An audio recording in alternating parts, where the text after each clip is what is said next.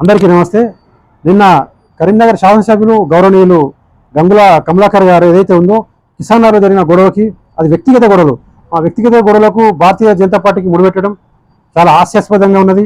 దాంతోపాటే వారు మా నాయకులపై, మా గౌరవ ఎంపీ మా సంజయన గారిని స్పందించాలని చెప్పి కోరడం ఇంకా హాస్యాస్పదంగా ఉన్నది. ఇది ఎట్లా ఉందంటే మోకాలకు బోడిగుండుకు ముడిపెట్టినట్టున్నది. కరీంనగర్ ఎమ్మెల్యే గారి గత 20 సంవత్సరాలుగా వారు ఎమ్మెల్యేగా ఉన్నారు. వారు కరీంనగర్కి వారి హయాంలో ఈ కరీంనగర్ పట్టణంలో 250 మర్డర్లు జరిగినాయి. చాలా మర్డర్లు జరిగినాయి.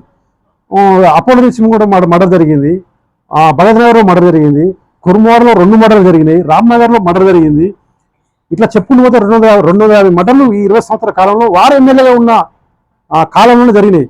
మరి మేము ఎప్పుడు కూడా కమలాకర్ అన్నకు ఈ హత్యలకు మేము ఎప్పుడు ముడిపెట్టలేదు, వారి పార్టీకి కూడా మేము ముడిపెట్టలేదు. వాళ్ళు వ్యక్తిగతంగా జరిగిన గొడవలు అవి అని చెప్పి మేము ఊరుకున్నాం. మరి నిన్న అయితే కిసాన్లో జరిగిన గొడవకి బండి సంజయ్ గారు స్పందించారని చెప్పి కమలాకర్ అన్న ప్రెస్ మీట్ కూడా అవుతుందో ఇది చాలా హాస్యాస్పదంగా ఉంది. వారు కమలాకర్ అన్న మాట్లాడే ముందు ఆత్మవిమర్శ చేసుకోవాలని చెప్పి ఈ సందర్భంగా కోరుతా ఉన్నాము. అదేవిధంగా కిసాన్ నగర్ ఎట్లున్నది, అంతకుముందు ఎట్లుండే ఇప్పుడు ఎట్లుంది అంటుండే ఆయన. ఇప్పుడు సంజయ్ గారు ఎంపీ గెలిచిన తర్వాతనే కిసాన్ నగర్ డెవలప్ అయింది. సంజయ్ గారు రెండవసారి ఎంపీ గెలిచిన 100 కోట్ల రూపాయలు తీసుకొచ్చింది కరీంనగర్ సిటీ కూడా. మొన్నటికి కూడా 8,000 కోట్ల రూపాయలు నిధి తీసుకొచ్చి ఈ కరీంనగర్ అభివృద్ధి చేస్తుండు. 100 కోట్ల రూపాయలతో ప్రతి డివిజన్ కూడా 100 కోట్ల రూపాయలు కేటాయించి సంజయ్ గారు వారు స్వచ్ఛందంగా వారే వ్యక్తిగతంగా వచ్చి ఇనాగ్రేషన్ చేస్తున్నాడు. మేయర్ గారితో డిప్యూటీ మేయర్తో కలిపి వారు ప్రతి డివిజన్ కూడా వారు సిసి రోడ్లు అయితేనేమి, డ్రైనేజ్ అయితేనేమి, వీధి లైట్లు అయితేనేమి, పార్కులు అయితేనేమి కూడా వారు సంజయ్ గారు వ్యక్తిగతంగా వారు ఎంపీ ఫండ్స్ నుంచి తీసుకొచ్చి అర్బన్ యూడిఎఫ్ నిధులు, అర్బన్ డెవలప్మెంట్ నిధులు కూడా తీసుకొచ్చి ఈ కరీంనగర్ సిటీని అభివృద్ధి చేస్తుంది. ప్రియతమ నాయకులు కేంద్ర హోంశాఖ సహాయ మంత్రి గౌరవనీయులు బండి సంజయ్ కుమార్ గారు వారు అభివృద్ధి చేస్తుండ్రు. మరి అట్లాగే ఈ 8,000 కోట్ల రూపాయలు కూడా కరీంనగర్తో పాటు కూడా పార్లమెంటు నియోజకవర్గం మొత్తం కూడా 8,000 కోట్ల రూపాయలు కూడా కేంద్రం నుంచి తీసుకొచ్చి అభివృద్ధి చేస్తున్న వ్యక్తి మా గౌరవనీయులు మా ఎంపీ గారు బండి సంజయ్ కుమార్ గారు. మరి దీనిపై బహిరంగ చర్చకు సిద్ధమని చెప్పి నేను బీఆర్ఎస్ నాయకులను అడుగుతా ఉన్నా.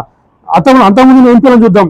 స్వాతంత్రం వచ్చినప్పటి నుంచి కూడా ఈ కరీంనగర్ పార్లమెంట్లో గెలిచిన ఎంపీలందరినీ వారు తీసుకొచ్చిన నిధులు ఎంత, వారు చేసిన డెవలప్మెంట్ ఎంత, మరి మా ఎంపీ గారు రెండోసారి గెలిచిన తర్వాత తీసుకొచ్చిన నిధులు ఎంత కూడా బహిరంగ చర్చ సిద్ధం అని చెప్పి నేను బీఆర్ఎస్ నాయకులను నేను డిమాండ్ చేస్తా ఉన్నా. దీనికి దమ్ముంటే బీఆర్ఎస్ నాయకులు బహిరంగ చర్చకు రండి. 1,000 కోట్ల రూపాయలు అభివృద్ధి చేస్తున్న మా నాయకుడు మీరు అభివృద్ధిని ఓర్వలేక మీరు సంజయ్ గారికి విమర్శ చేస్తా ఉన్నారు. దమ్ముంటే బహిరంగ చర్చకు రండి. అలాగే శాసనసభ్యులు గంగుల కమలాకర్ గారు కూడా 20 సంవత్సరాలు కూడా వారు ఒక్క మంచి పని చేసి నిరూపించండి. రాష్ట్ర ప్రభుత్వం ఉన్నప్పుడు వచ్చే ప్రాథమికంగా ఈ నగరానికి వచ్చే నిధులు తప్ప వారు వ్యక్తిగతంగా ఈ నగరానికి ఏం చేసి చెప్పండి. మీరు తిగలగుట్టప దగ్గర బోటింగ్ దాన్ని ఏమంటారా, తిగలగుట్ట దగ్గర దాన్ని బోటింగ్ సిస్టమ్ తెస్తాను కదా, దాన్ని టూరింగ్ హాబీ చేస్తాను. ఆ వంతెన దగ్గర 100 కోట్ల రూపాయలతోటి దాన్ని శంకుస్థాపన చేసి అదే మర్చిపోయింది. అది డ్యామ్ దగ్గర కింద వాటర్ ఫాల్ బోట్ సిస్టమ్ తెస్తా అన్నాడు. పర్యాటక కేంద్రంగా అభివృద్ధి చేస్తా అన్నాడు. అది అటే పోయింది. దాంతోపాటు డ్యామ్లో బోట్ సిస్టమ్తో బైకులు తీసుకొస్తానని అది అటే పోయింది. మీ ఆయంలో 70 బస్సులు సిటీలో 70 సిటీ బస్సులు మంజూరు చేసారు. ఒక్క సిటీ బస్సులు మళ్ళీ అటే పోయినాయి. మళ్ళీ వాళ్ళు తీసుకొచ్చి హైదరాబాద్ పడేసారు. దాంతోపాటు రామ్నగర్లో వెంకటేశ్వర స్వామి గుడి కడతాని కొబ్బరికాయ కొట్టారు. ఆ గుడి ఇప్పటివరకు దానికి గుడి కడతారా, వెంకటేశ్వర గుడి కడతారా, అటే పోయింది. ఒక్క మంచి పని చెప్పండి. మీ హయాంలో మీరు ఈ కరీంనగర్కు కమలాకర్ అన్న గారు ఒక్క మంచి పని చేసిండా? కావాలంటే మీరు ప్రెస్ మీట్ వ్యతిగా మా నాయకులు వస్తారు, మీరు రండి, చర్చకు సిద్ధం మేము. అట్లాగే మా నాయకుడు చేసిన అభివృద్ధి, మా నాయకుడు కూడా ఇప్పుడు గెలిచిన తర్వాత కూడా ఆర్ఓబి 150 కోట్లు తీసుకొచ్చి తిగలగుట్టపల్లి దగ్గర ఆర్ఓబి శాంక్షన్ చేయించి దాదాపుగా అది 70% పూర్తయింది.